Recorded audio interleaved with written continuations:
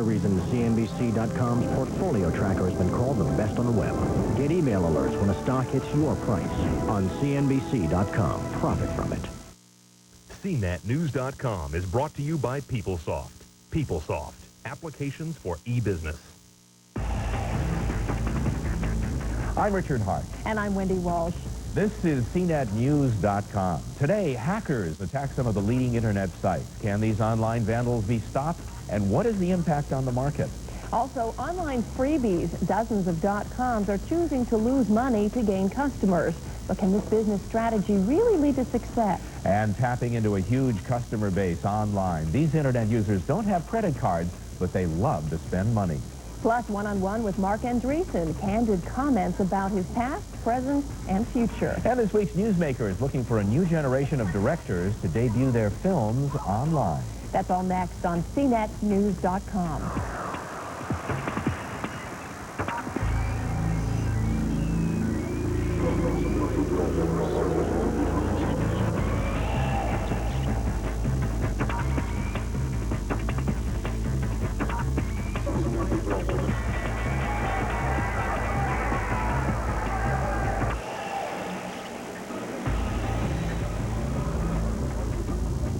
Good afternoon. Nothing sounds more appealing to a consumer than the word free. And today, a growing number of internet companies are using the free hook to lure some of the estimated 34 million U.S. households to online shopping. Indeed, many e-tailers seem willing to give away the store just to keep customers coming back. That's a benefit many consumers, including me, are enjoying.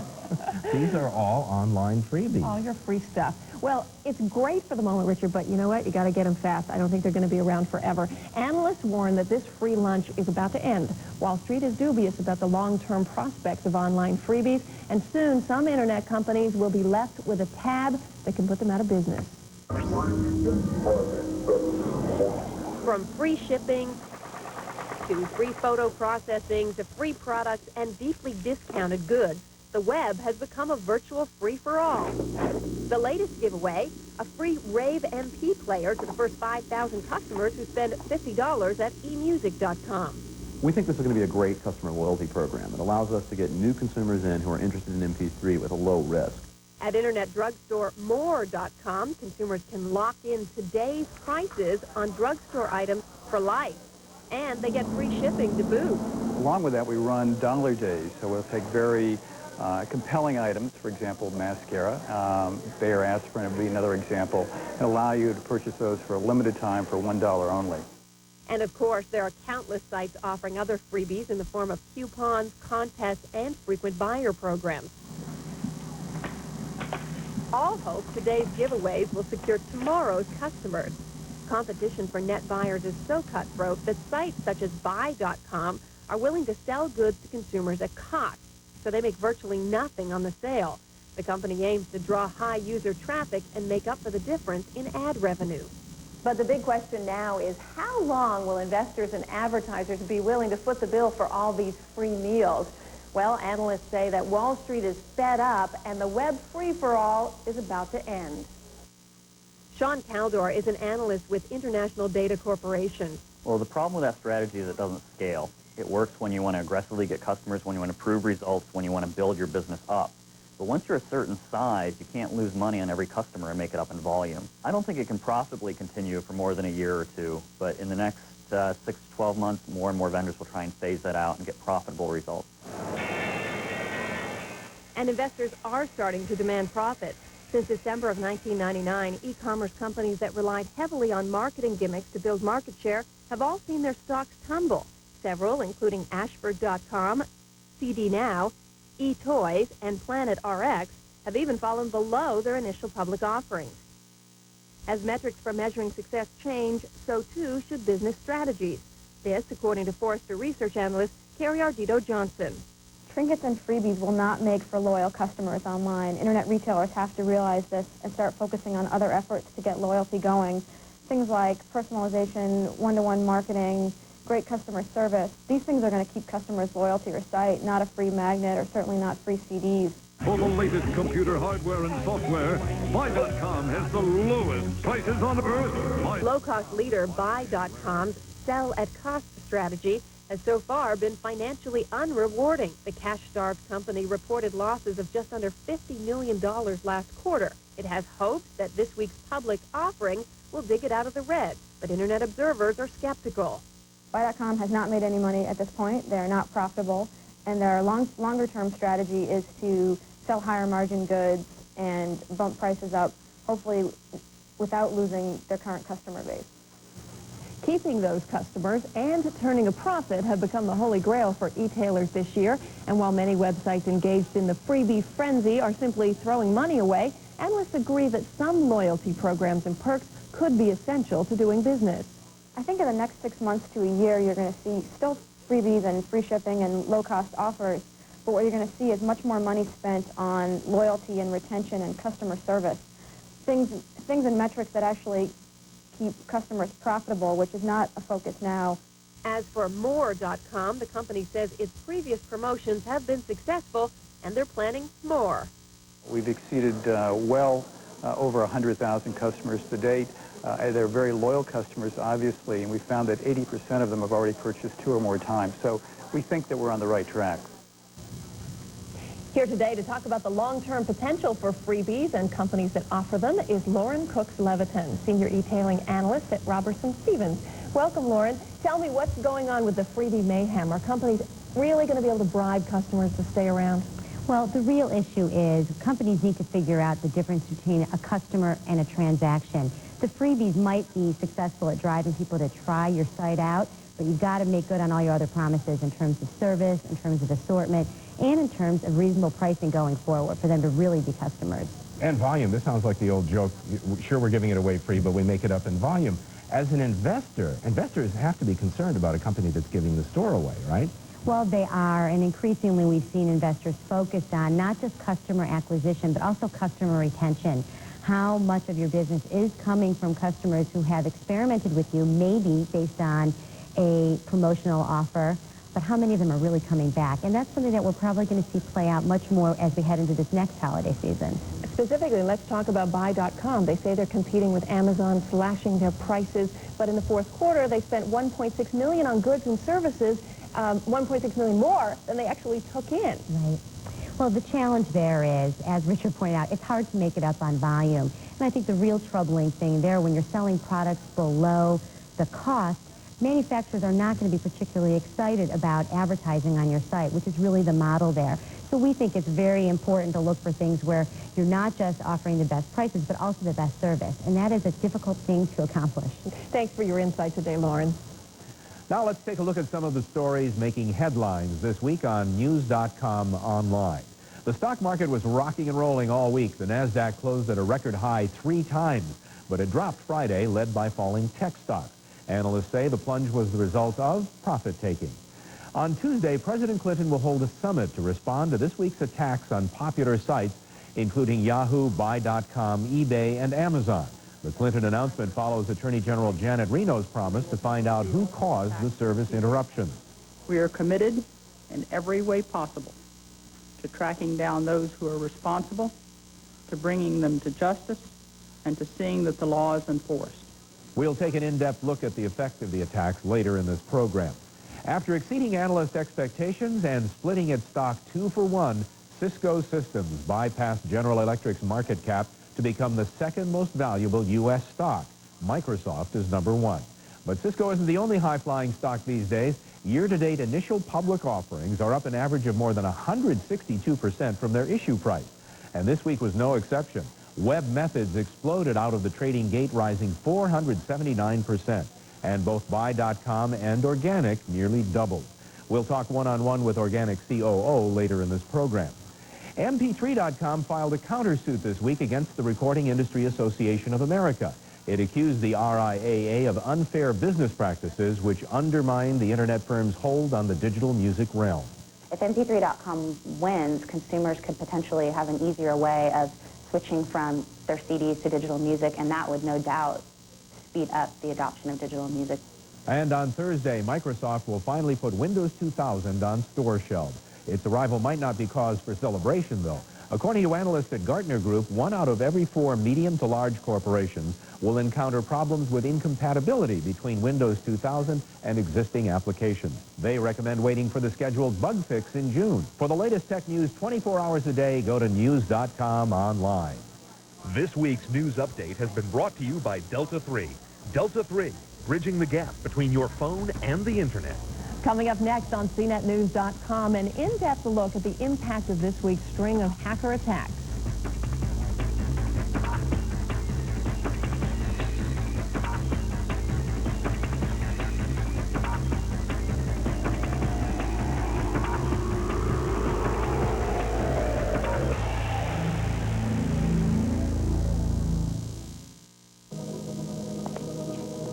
This is the new frontier, the post-downsizing era. We've cut down to the bone. There's no more fat to trim. Success today is network knowledge, intellectual capital. Inspire your people with the tools to collaborate. Nurture this and survive. Curtail it and become extinct. PeopleSoft, applications for e-business. I used to get so frustrated when I bought stuff online. Where is their phone number? Then a friend introduced me to Warranty Now. They provide all the traditional services with the convenience of the web. I used to bug my friends all the time. Now, I just buy the Warranty Now service plan right on my favorite website. If something breaks, I can get right on the phone. Or even the web for help. If your retailer doesn't offer it, ask for it by name. Warranty Now, the intelligence of protection.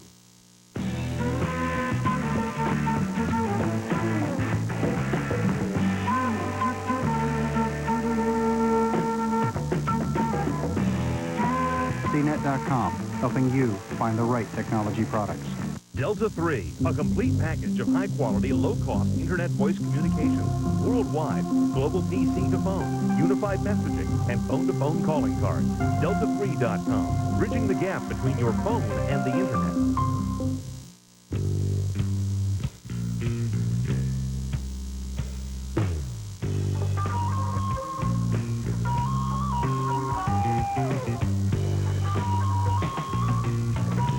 I remember it like it was yesterday. I was hosting my first big business dinner, and I paid with my Visa card. Turned out I was over my limit. I was so embarrassed, I didn't know what to do. So I got the American Express card, and it never happened again. Call 1-800-THE-CARD. We can take your application right over the phone. Applying for the card was one of the easiest things I've ever done, and smartest. And anyone who's ever gone anywhere knows it. I have a place to cash checks, get my mail, and get help when I need it.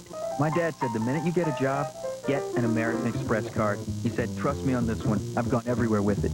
And here's a tip. Sign up for membership rewards, and everything you charge on the card will earn you program points, so you can keep on traveling. So call now for the American Express card. You can apply right over the phone. It helped not having a preset limit. It's great getting points every time you use the card. I can call 24 hours a day. That helps. No matter what you do or where you go, the American Express card can help you do more. AT&T Cable. Movies.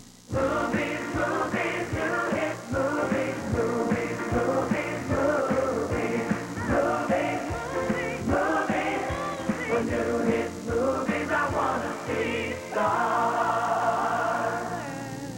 Stars has more new hit movies in prime time. Movies you'll see first on Stars and only on Stars. Call AT&T Cable Services and see Stars.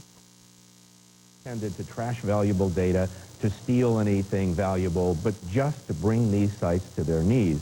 What would motivate somebody to do this kind of a thing?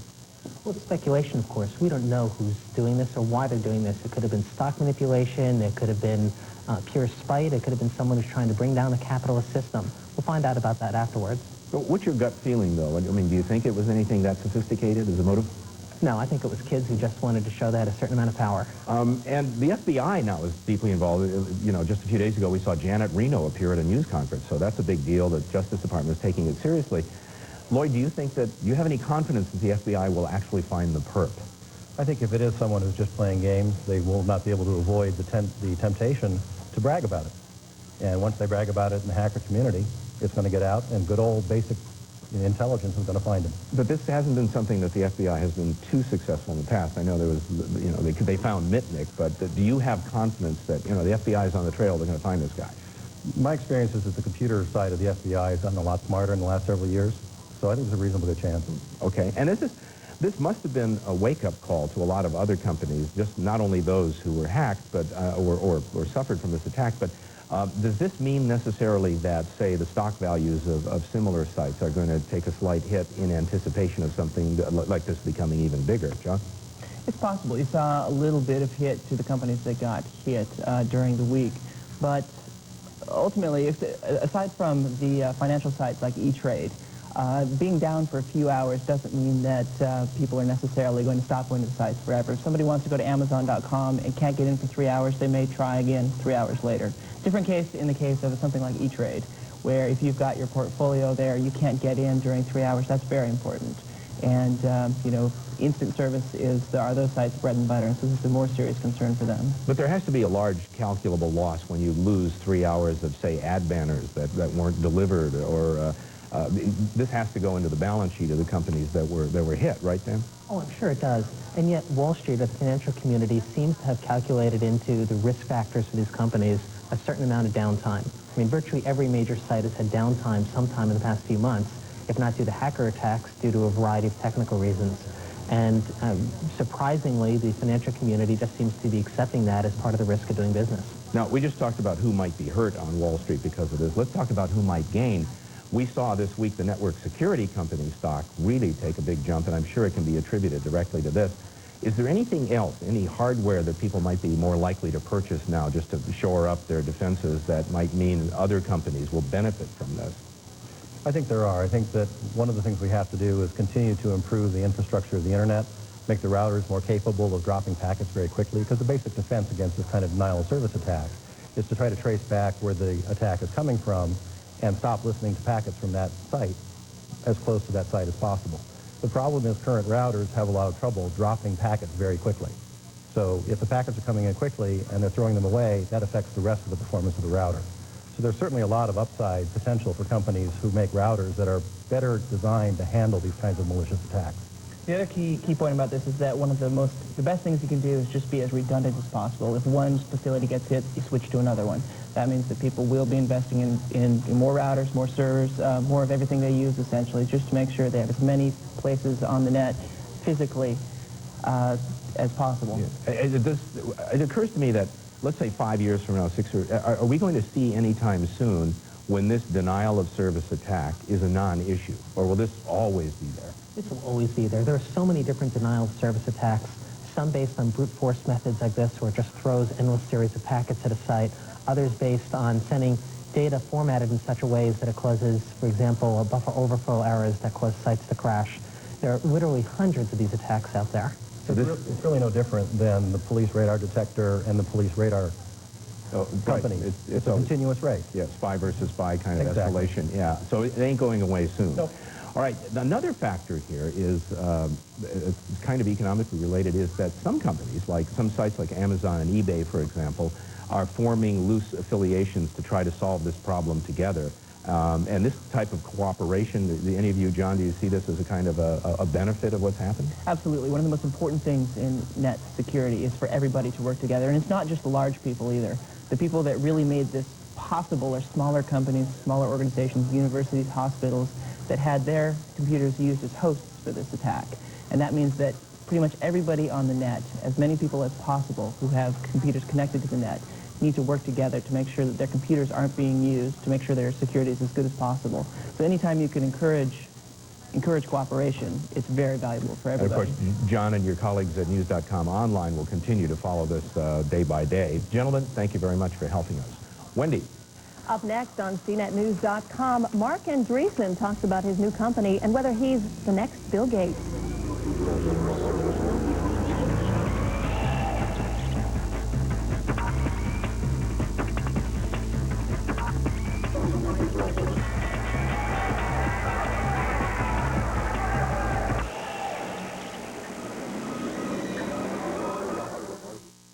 People go through a lot just to get great tasting water.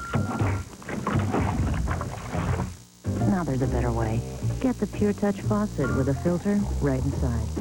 Pure Touch, exclusively for Moen. Stanley? It takes discipline to buy and sell at the right time. Do you have it? Removing emotional decisions from your trading means making better trades. Can you do it? You can now. All you need is a strategy, a set of simple rules that tell you when to buy and when to sell. TradeStation 2000i is the one software program that can help you create your own profitable strategies and test them before you risk a dime. We'll even give you an 8-hour trading course to show you the way. Trading for a Living, taught by renowned trader, author, and lecturer Charlie Wright, will guide you towards more consistent, profitable trading decisions. It includes 8 hours on audio cassette and a 182-page book. It's a $695 value, yours free when you try TradeStation 2000i right now. Take control of every trade. Now you can with TradeStation 2000i and your own 8-hour trading course. Call now, 800-376-7645. That's 800-376-7645. Don't make this mistake on Valentine's Day. It's so 20th century. Give them Flooz instead. Online gift currency. It's like money. You send it by email. They spend it at the web's best stores, over 60 to choose from. Flooz, just what you wish for. Ah. I'll put our tech support team together and I'll conference you in right away. When you have Micro Warehouse in your corner, you have more than just brand name computer hardware and software. You've got your own personal account manager, like Joan Brooks. Joan and her team will configure a complete PC system that will conform exactly to your requirements. It's nice to know that in the computer world, there's a company with people you can rely on. Call Micro Warehouse, the computer solutions provider.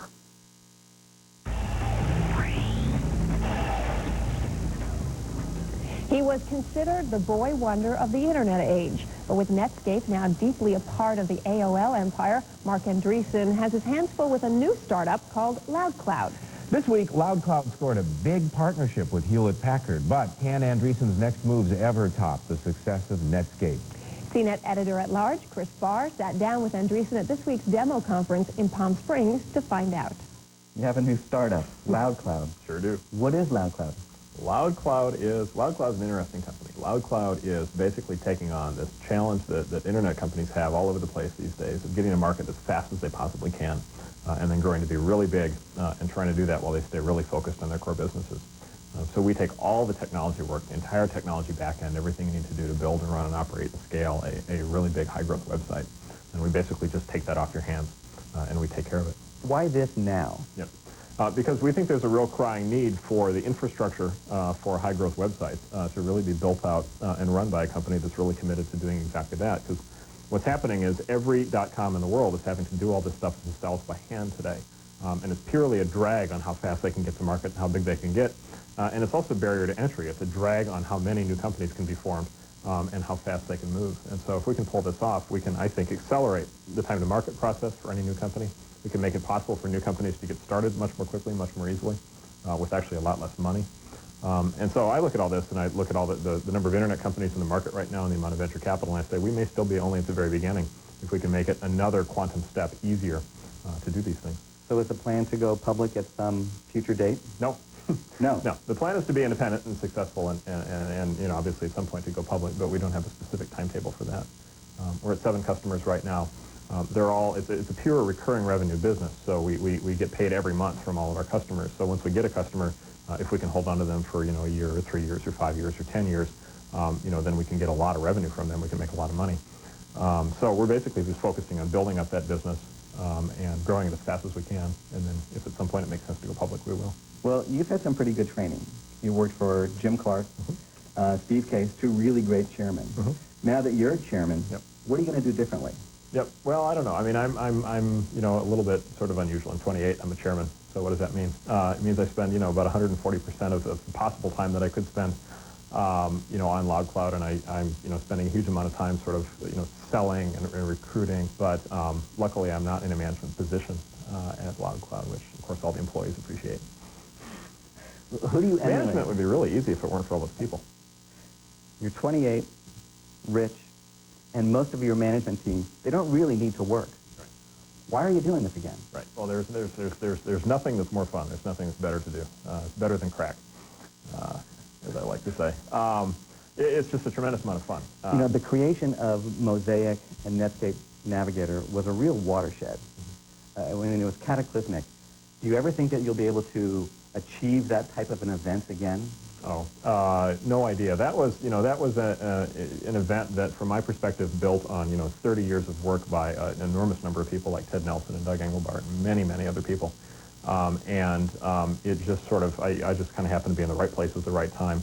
And so I just see it as part of this, just sort of enormous wave of innovation that's really had been building for 30 years before I came along and has been building out tremendously ever since. So you don't have the high school hero effect. That's the person who is really successful in high school and then goes on later in life and doesn't do as well. In other words, have you done your best work early, or is there still more to come? You never know. I don't know. I guess there's a reason that most people who do fundamental work in physics and mathematics do it before the age of 25 and then never do anything for the rest of their lives. So I guess that's always possible. You were once dubbed the next Bill Gates. Oh God, here it comes. Are you still? I certainly hope not. No, that was one unfortunate magazine cover. The problem with expectations like that is, of course, they can't possibly be fulfilled because there will never be another Bill Gates, just like there was never another John Rockefeller or another Henry Ford. People are unique. And Chris Barr joins us now. Chris, you have watched Mark Andreessen grow over the years. Your impressions? At 28, he's still a young man, but he's grown up. He's mature. He's media savvy, knows how to talk to the press. But he's happy. He's thinner. He's in great shape. He's a changed man. Still hasn't lost his somewhat sophomoric humor, though. He's still funny. No, during the AOL merger, he actually moved to Virginia, bought a house there to be close to AOL. Now, does he have anything to say about his former company's merger with Time Warner? His house is for sale if you're interested in Virginia. But he really believes that AOL knows exactly what they're doing, and they're really planning to expand their service to make it available to the next 100 or 200 million subscribers. But obviously these days, Andreessen is a little more concerned with Loud Cloud. I understand that you also met Ben Horowitz, their CEO. What kind of team do you think they'll make? He's assembled a dream team. He's pulled in people that he's worked with before at Netscape and AOL, and there were 4 founders that he's worked with who are just brilliant technologists, programmers. He's going to have no problem pulling in followers, technologists that come and work with him. Chris Barr, thank you very much. Coming up next, in the next half hour on CNetNews.com, the IPO forecast, a look at next week's key offerings. Also, Generation Y, is the internet tapping into this huge buying force? And Organic COO Larry Geisel.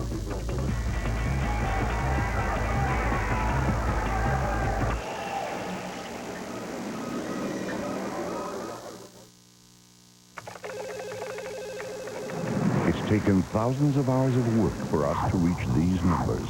But for you to reach us, all you need is this number, 1-800-4STRONG. You're one call away from a strong portfolio.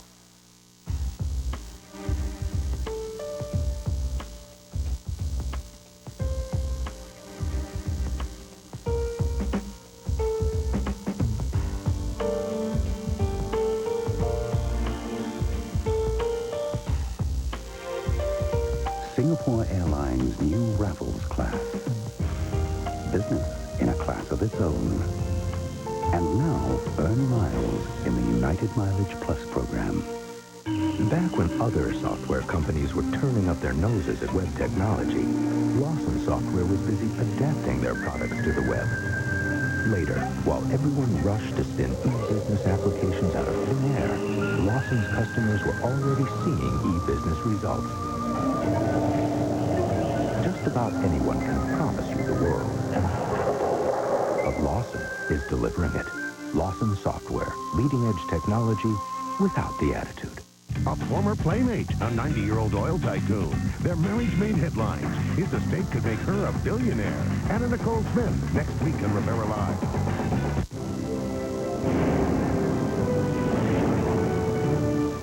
We're all busy these days. So busy sometimes we forget the important things. But at AT&T Cable Services, we'd like to stop and say the most important thing. And to thank you for being a customer, you'll find some nice surprises in your bill. Like a great deal on a Sony phone, plus bonuses from Game Show Network, and a discount on an online purchase of selected EA Sports 2000 video games. Look for these or other nice surprise coupons in the AT&T Connection newsletter inside your bill. more entertainment now with Total TV from AT&T Cable Services and save with a free upgrade installation. Discover more movies, sports, and family choices all in one low-priced package. See more uncut commercial-free entertainment. With a value package, you can get multiple channels of Showtime, HBO, Stars, and Encore for one low monthly price. Plus, enjoy the movie channel and Cinemax. Call 1-800-CABLE-ME now and get a free upgrade installation with our Total TV package. Movies, movies, movies, movies, movies, movies. See, that's what I love about pay-per-view on AT&T Digital Cable. More movies starting more often, and all I need is my remote to order. For example, look what's on this month. Disney's Inspector Gadget. Coming-of-age comedy American Pie. John Travolta in The General Starter. And much, much more. Movies. Upgrade to in-demand pay-per-view. Upgrade to AT&T Digital Cable. Look at this trend. Hari? Richard, teens are buying online in record numbers, but building a business that cashes in on Generation Y is no slam dunk. Competition is intense, the demographic is fickle, and teens lack one e-commerce essential, the credit card. Sumia Ben-Demirad is today's typical teen, who thinks little of spending a lot of money in online stores.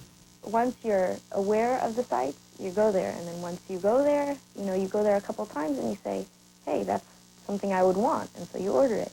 Internet shopping is already a way of life for Generation Y.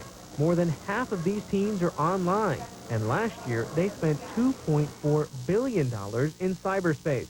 According to Ekaterina Walsh of Forrester Research, these teens are a marketer's goldmine. There's 70 to 72 million people within that generation, and so when you multiply that, you're looking at an enormous market. These kids are usually the kids of the baby boomers. They're growing up in a very strong economy. Their parents are usually older, so they have more money to spend on each kid and they have fewer kids. What marketers are trying to do, of course, is lock them in as early as possible, get their brand loyalty now so that they would have a lifetime customer. Locking in Generation Y for the long haul is what e-commerce companies like iTurf aim to do. The startup is a spin-off of Delia's, the highly popular retail catalog.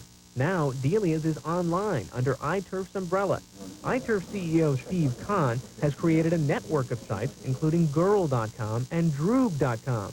Together, they form the beginnings of a Gen Y portal to gather and capitalize on critical mass.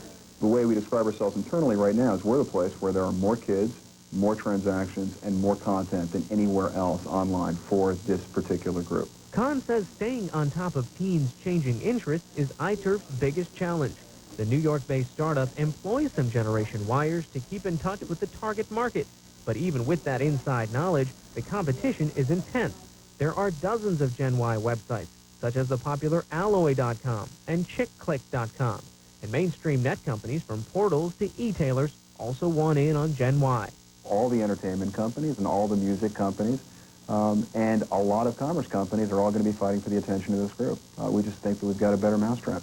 But building the best destination is not the only obstacle e-tailers face in their quest for Gen Y dollars.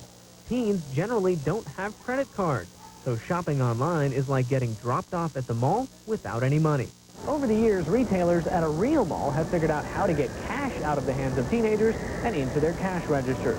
Now, virtual malls face a bigger challenge, how to get credit out of those same teenagers. And that's where a new group of e-commerce enablers focusing at kids comes in.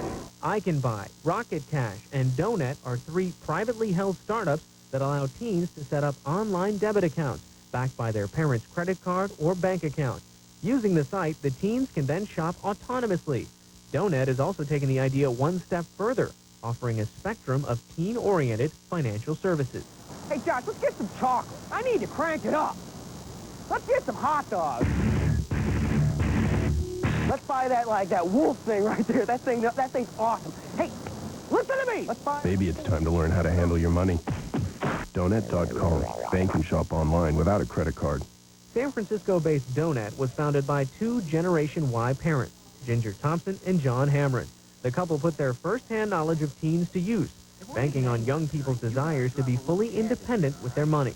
My favorite thing, I end up on a soapbox a lot talking to people about how financial institutions don't get Gen Y. They take them for granted. They're not interested in them. you know, they want them all as customers 5 years from now, but basically nobody wants anything to do with them right now. But analysts say now is the perfect time to grab this demographic. Mainstream e-commerce sites such as Amazon and CD Now are already seeing sizable profits from Generation Y. And the companies that secure this group's loyalty today are promised big payoffs tomorrow. Generation Y will set off a huge e-commerce surge in the next 10 years as these kids grow up and reach their prime earning years. If they're spending 13% of their disposable income online already, you can imagine how much money they will be spending when their income reaches, $50,000 instead of the $3,000 that they have right now. Hari, right now, which sites draw the greatest number of youngsters?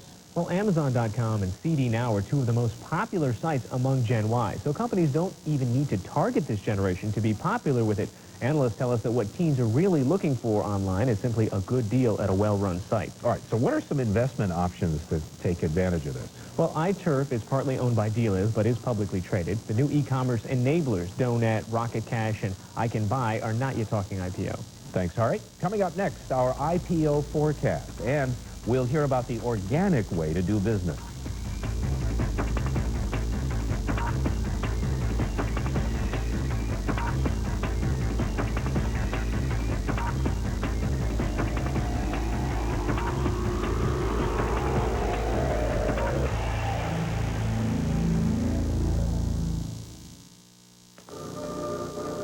This is your future, the next generation. They won't settle for life in cubicles. They will demand access to information to innovate, collaborate. Their branches will rupture your walls, and their only boss will be the best idea, and it can come from anywhere.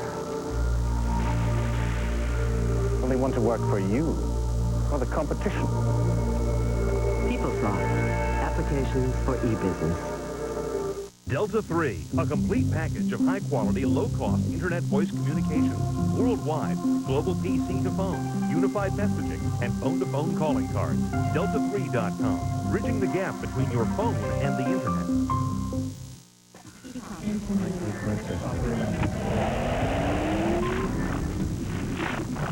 CNet, bringing the digital age into focus. 24 hours a day on the web, CNetNews.com is breaking the big stories on the new digital economy. Stories that move the market and shape the future. For up-to-the-minute tech news, rely on the most awarded tech news site on the web, CNetNews.com. CNet.com, the source for computers and technology. Power up your home for the holidays with the Quantex PC. All multimedia-rich Quantex SM Series desktops are built to order and powered by the Intel Pentium 3 processor. www.quantex.com. Always working. The corporate thing just didn't work for me. I mean, that's just the politics, but the whole backstabbing, water cooler chit-chat and all that, well, it's garbage. So one day I'm online and I find Beyond.com. Before you know it, I got a home office and I'm living life on my own terms. With Beyond.com, I can stay at home and order all the software I need for my business, and it can be downloaded or delivered to my door. I'm as free as I want to be. Oh, hi. I think it's a great arrangement. This week in our IPO forecast, we've got a mixed bag, a networking company, a web services firm, and a place to find loans. Here to help us analyze these upcoming IPOs, Rick Spence from RagingBull.com and Steve Harmon, founder of eHarmon.com, an internet investment firm. Well, let's start with Savvis Communications. Savvis provides data networks for large multinational corporations worldwide. Its services include high bandwidth internet access, virtual private networks, and co-location services. 17 million shares are being offered at $22 to $25. The trading symbol is SVVS. And for the first 2 quarters of '99, they had revenue of more than $11 million, but a net loss of almost $29 million. Savvis is owned by Bridge Information Systems, a giant provider of financial information and news, and Bridge also happens to be Savvis's largest customer. About 18% of Savvis is being offered. Rick, what do you think? Well, if you visit Raging Bull, you see our bulletin boards are stock full of people who are checking out the telecom companies. People need better ways to pass around bits of data. They need secure ways to do it. And companies can't afford to build their own networks. So this company's providing virtual private networks. Growth prospects are huge. I like it. Huge market. All right, Steve. What I like about Savvis is some of the risk of being a pure startup has been removed. if you think about Bridge actually, incubating this company, then that to me is a plus. Reuters did a similar thing with TIBCO, which was spun out and is now its own separate company. So, but I like that. Would you buy it, though? I would buy it. Okay, and Rick? I'm buying. All right, so far, 2 thumbs up. Let's move on to our second IPO, which is Inforte, a web services firm. Inforte provides consulting and strategic planning to businesses seeking to build or improve their web operations. 2 million shares coming out, 23 to 25, the offering price. Trading symbol is INFT. And revenue for the first 3 quarters of '99 was more than $20 million with a net income of more than $1 million. There have been a whole line of web service firms going public recently, but this one, we looked at Organic last week. This one is highly vertically integrated with web development being offered, marketing strategies. They'll help you out with e-commerce. Steve, what do you think? I think the whole web professional services sector in general is huge and a long way to go. If you look at the small and medium-sized businesses, they're going to need these sort of solutions, and they're hard to find today. That's true, and companies like this are hard to find. Rick?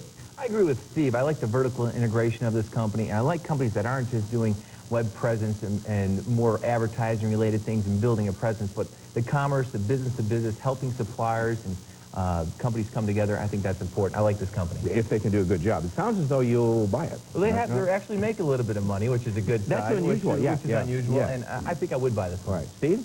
The integration Rick talked about and the positive income, to me, are thumbs up. So far, we like them all. All right, our final IPO for this week, LendingTree.